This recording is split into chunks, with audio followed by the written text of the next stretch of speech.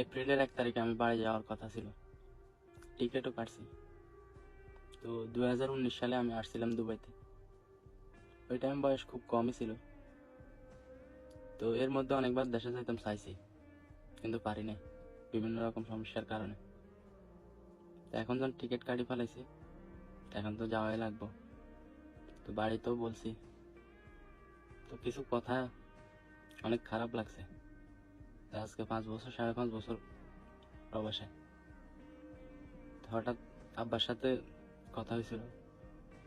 তা আব্বা বলছে যে আমি কিছুই করি নাই ফ্যামিলির জন্য। আমি যে টাকা দিয়েছি এই টাকা দিয়ে চলে না। এর মধ্যে বোনরে বিয়ে দিছে, আমি বাইরে আনছি। তো এরপর আমি কিছু করি নাই। ঘর বাড়ি সব ঠিক করছে, এরপরেও আমি বলে যে কিছু করি নাই। এর মধ্যে আমি অনেকবার অসুস্থ হয়েছি, দেশে যাইতাম চাইছি, যাইতে দেয় নাই।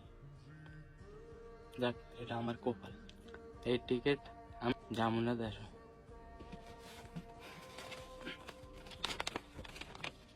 এই টিকিট,